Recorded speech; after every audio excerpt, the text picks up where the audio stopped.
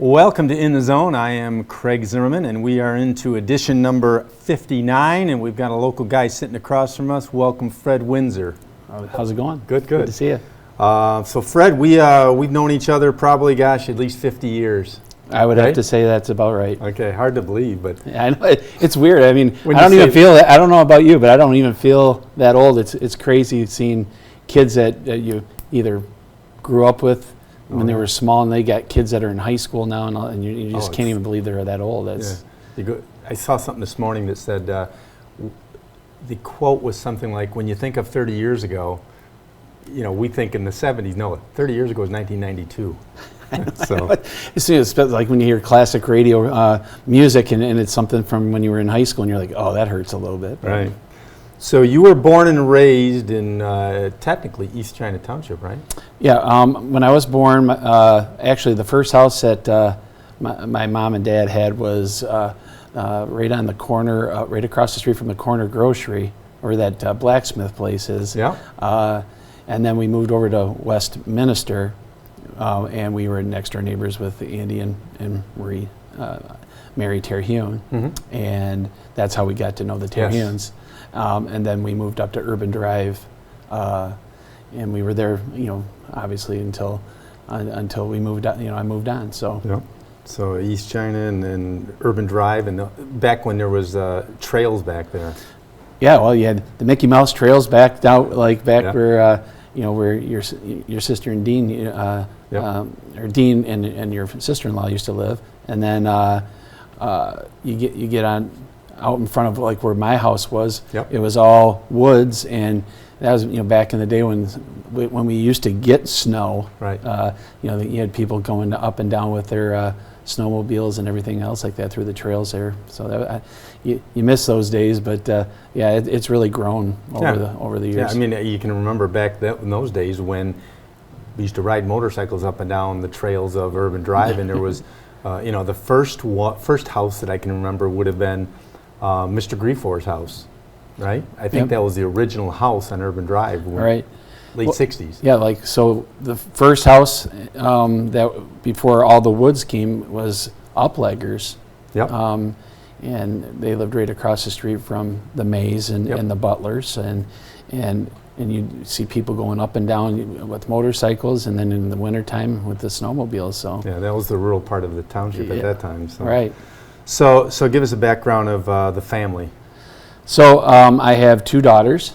Taylor is getting married in September. Congratulations. It's awesome, and she's doing very well for herself. She got a job right out of college working with Stryker Medical. Just left there and went to Molina Medical and got a big price up. So that was good for her. And then my youngest is a sophomore at Michigan State. And she's going to be a junior actually, and she's going to be she's studying packaging engineering, and she's just getting ready to head out to a 3-week hike in Alaska. Wow. So she's doing pretty well there. So they both have the Windsor gift of gab. Oh, yeah. I mean, Taylor's picked right out of my ear, and Caitlin has got. I mean, she is a firecracker, but both of them are hilarious. They're fun to be around. Okay. But and then of course, my dad's down in Florida, and he's living down there. And for people that don't know your dad, yep, your dad is Chuck Winzer. That is correct. Who is a legend in the St. Clair area for coaching and teaching. Right. He coached football at St. Clair from 1976 to 95. Coached baseball at Marine City from 84 to 95. Obviously, in the area, as far as he's refereed for 40 plus years, and at every level, and he was the announcer for the Marine City basketball team at their home games. So, yeah, a lot of people know him, and of course, a lot of people know my mom too. Yep. My mom was the organist at Holy Cross Church from the age of 11. Yes. Can you imagine? I mean, think about an 11-year-old now. But she lived across the street. But yeah, she lived right across the street. Right. So she'd go over there with the curlers and before school, do the mass in Latin, and then come home and get dressed and go to school. And then she did that until she passed away. I mean, so she was she was in that church all the time. Oh, yeah. So, but again, another reason why you get that sense of humor, on that side of the family. Oh, yeah. So, and of course, you've experienced that firsthand. So, I think I was telling you the story of my first condo. I owned a condo in Marysville, and Mrs. lived below me, Lenore Singer, and your mother and Lenore Singer were best buddies, and tended to stop by and make sure I was doing things correctly and Right. living up to the code. If you will. right. So your dad is sort of one of those guys that if you don't know Chuck, his intimidating voice will intimidate people, but he's pretty much a softie after that. Well, I will tell you this. When my dad, in his heyday, he was a mammoth of a man. I mean, he was he was built like this, and when he first came out of college and came out of the military and then got his first coaching job, he actually used to dress for practices and hit with the kids.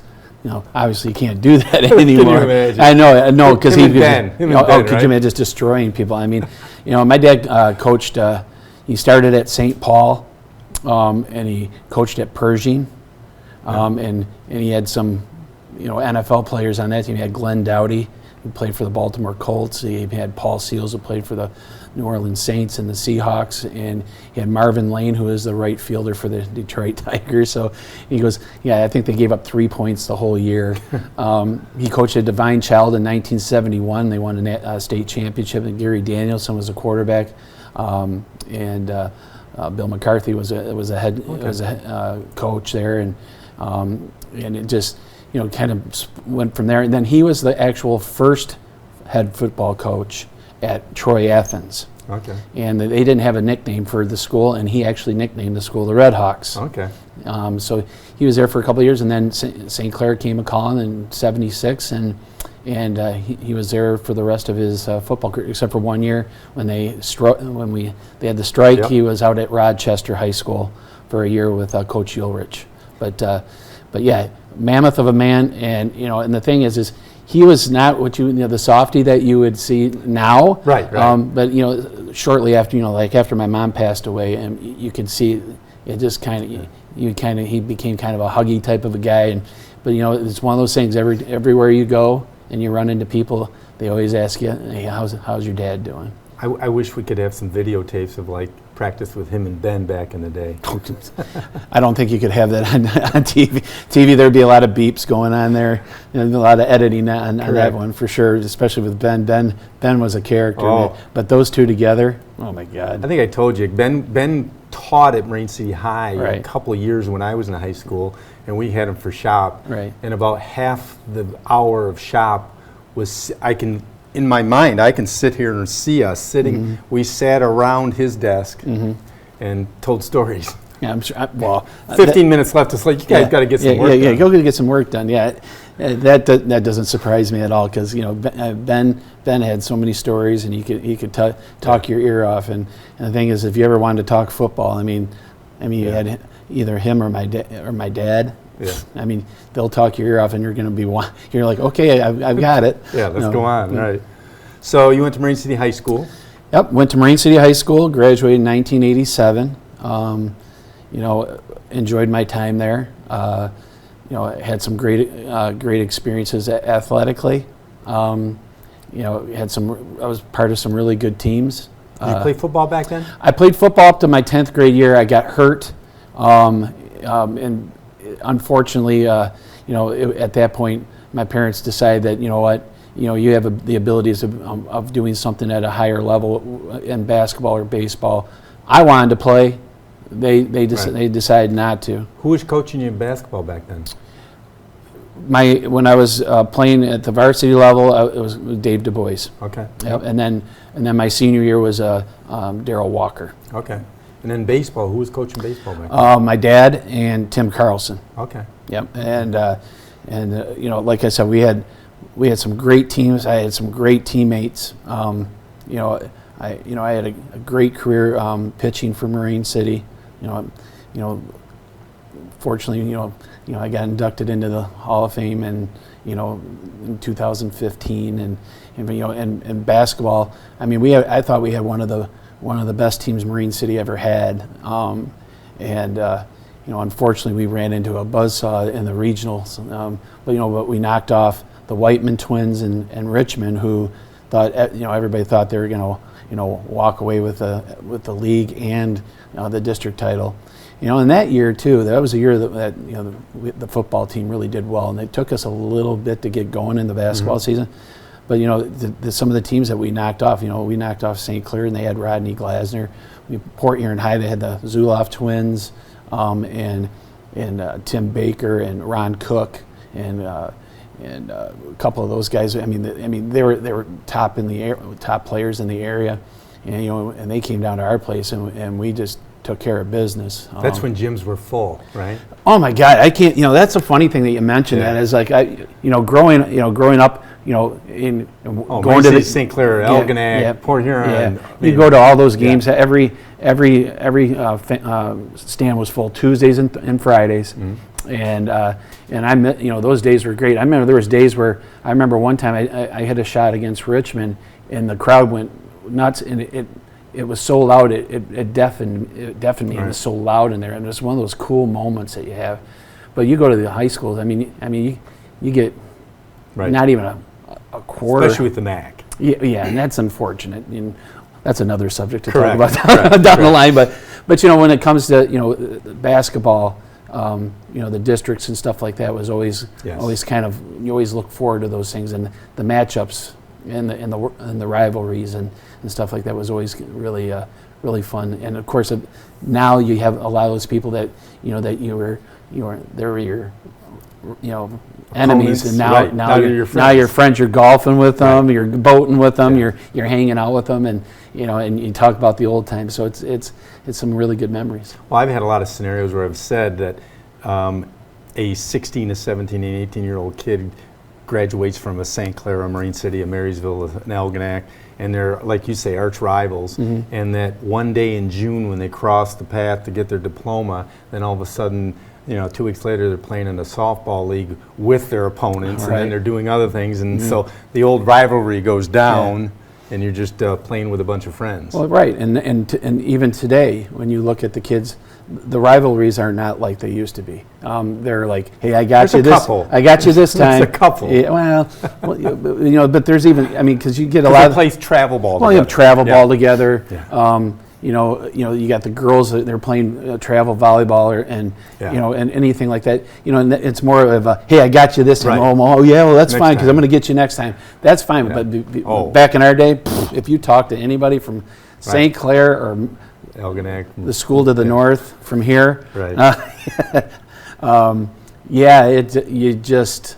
you were like shunned almost. Yeah. So I said this probably about every third interview that I do. I say, you can't remember what you had for breakfast this morning or lunch yesterday, but you can remember that play from X, Y, whatever year that is against so-and-so. Oh my God. It's just funny that you mentioned that because my dad came into town about 2-3 years ago, and his health's been a little iffy. And watch what you say here, because he's likely to watch this in a couple days on the internet. I'm sure, and then I'm sure he'll drive all the way up. He'll drive all the way up here and want a piece of me. But he with his health and stuff like that, they say, well, his memory's not that great, blah blah blah. Well, so we're out golfing, and we just get off in a former player. Saw him and he's, hey coach, how you doing? Hey, da da da da. And my dad's like, hey, how you doing? Good. Okay. He goes, all right, well, we got to go. And he gets out in the parking lot and he's like mumbling under his breath. 1982, this kid did this. I'm like, what is wrong? And he goes like, oh, that guy fumbled the football against Marysville and it cost us the game. I'm like, so I went back to everybody and said, yeah, I think his mind's okay. Right, exactly. Yeah, it's funny how that is. You can remember those for sure. Oh, for sure. So you went on to college. Where'd you go to college? I started out at the community college for a year because I would have been a Prop 48. And I went there and I played baseball and basketball up at the community college. And then I got offered a full ride scholarship to play at the University of Detroit, and then that year it was the University of Detroit when I signed, but at the beginning of the year it became Detroit Mercy. And I ended up playing baseball there, and I had an okay experience there. Mm-hmm. The nice thing about it is, you go there, knowing that you're a student and an athlete second, and when you can trade your athleticism for an education, it's a beautiful thing. Good thing, right? Yeah. Exactly. So you graduate with what kind of degree from college? I got a communications degree, so it was like TV, radio, broadcasting, public relations type stuff. Never really had a chance to work in that field, so I ended up working in sales for the most part of my career. And then, fortunately for me, I ended up working at Baker College as an admissions advisor, and it's really where I've kind of found my feet and something that I really had a passion for, and that's being able to help people, and guide them in the right direction to make sure that they get to the goals that they have, because they want to have a career. Nobody wants a job; they want a career. That type of mindset. So let's talk about that a little bit. So you're at a college doing that. What is a day in the life of doing that? Is it are there many admissions directors? A couple? How many are at a college like that? For like someone like Baker College, they had campuses all over the state of Michigan. So they would have an admissions director, and then they'd have admissions advisors underneath them. It could be anywhere from 4 to 6 or 8. It just all depended on the size of the campus. Now you look at some of your major universities like Michigan, Michigan State, Eastern, Western, Central, places like that. They're going to have probably a director, right? A second director, and then maybe 12 advisors. A day in the life of an advisor is basically you're either going to a high school and doing talks. You're going and speaking with the high school counselors, the principals, just to kind of let them know what Baker, the school that you work, has to offer. Doing transfer fairs and career fairs, going to community colleges and saying, hey, if you want to stay local, you have a university right here in your area, that type of stuff. So it's being on the phone, being ready for anybody to walk in and get the help that they've been looking for. And I think the one thing that I really loved about that is when somebody came in and their whole life is like in disarray. Sure. And you sit down with them and you listen.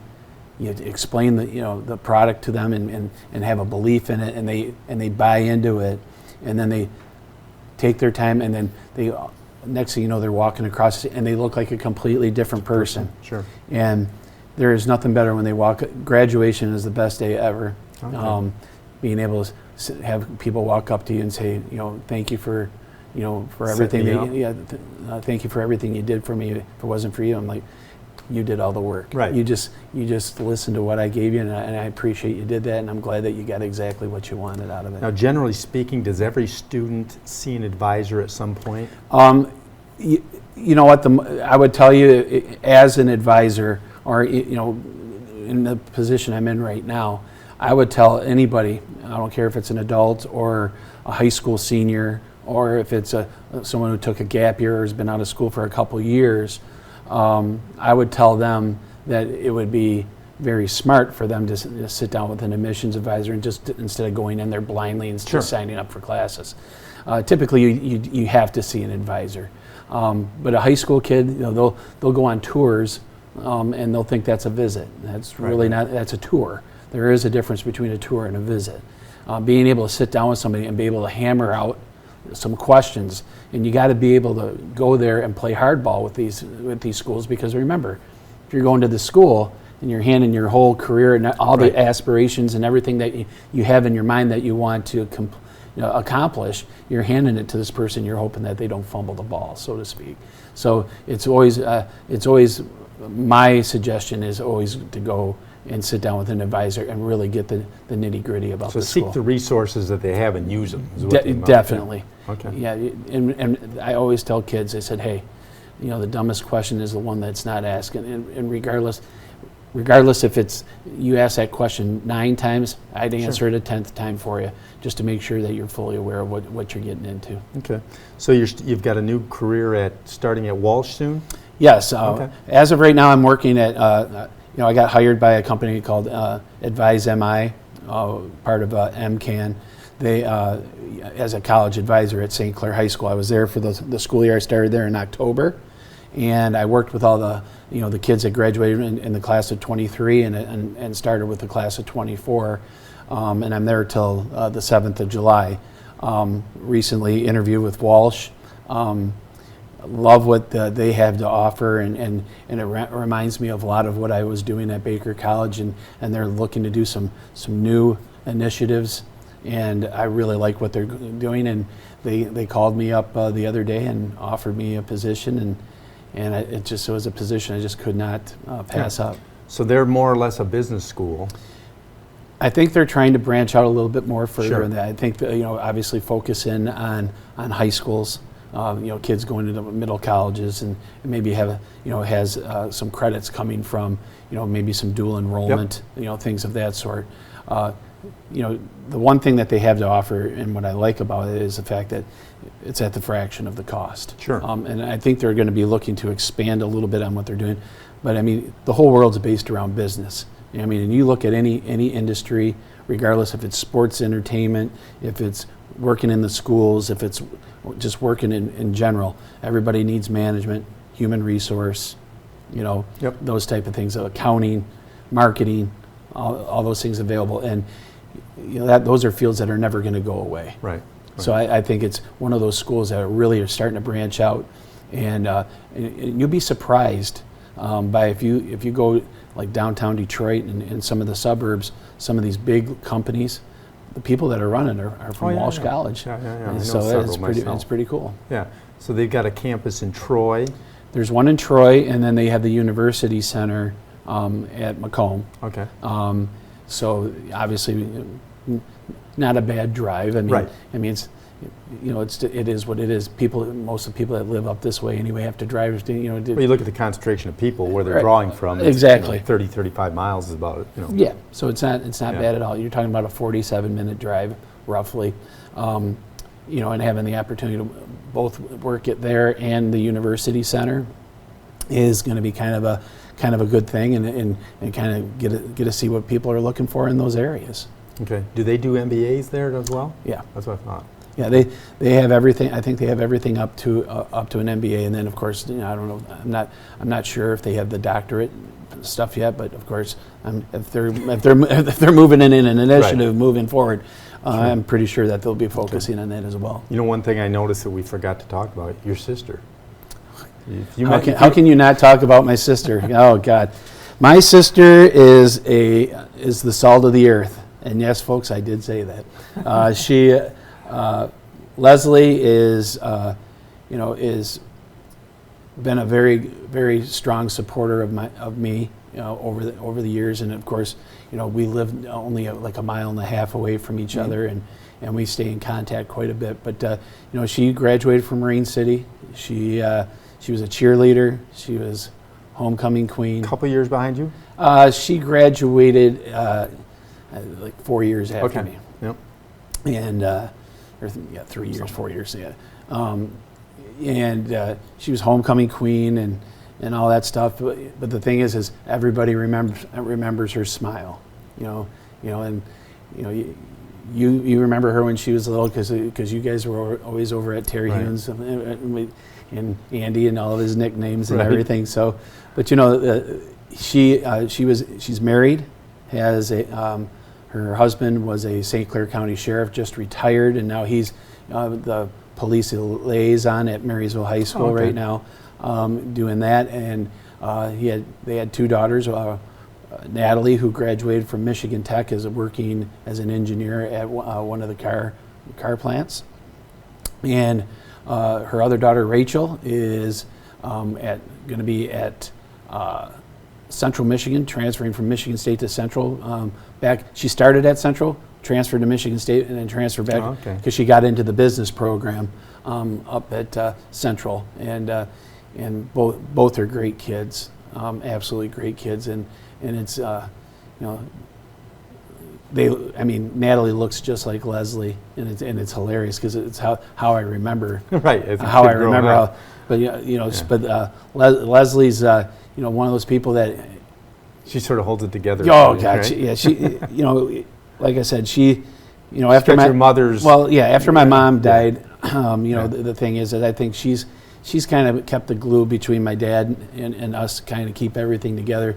But if you ask, she worked with Jim Atchison, who just passed away, and and that whole group that's in there, and they can't speak any more highly of her. And it's just the way she carries herself and how she cares and stuff like that. I mean, and the way she treats my kids. I mean, my kids are very lucky to have an aunt like that. It's like having two moms. Oh God, no question. Yeah. One other thing we didn't touch on is our weekend job. Oh yeah. Friday nights. Friday nights, yes. Yep. That was an awesome thing because I will be honest with you. I was in it was like Baker College had just closed, and I was trying to find jobs and stuff like that, and I get a phone call from Andy Scheel, and he goes, Steve Boyce. Yeah. Hey, how you doing there, 31? He calls me 31 because that was my number in basketball, so he calls me that all the time. So he says, hey, my dad's given up the press box announcer's position, and he wants you to take it over. And I was like, yeah.